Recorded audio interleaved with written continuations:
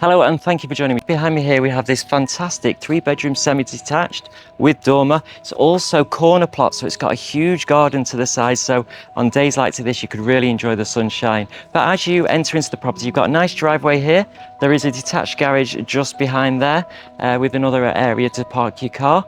As we head inside, you've got a nice big open hallway through to the dining room and then a long lounge with bifolding doors that open up onto the back patio. Continue on downstairs, you've also got a downstairs bathroom and also kitchen, and there's a little side extension just here as well, which brings in a little area for storage and maybe a breakfast bar or a morning area you can enjoy sitting having breakfast with the family. As we head upstairs, there's 3 double bedrooms. There's also another bathroom, making it 2 bathrooms in total.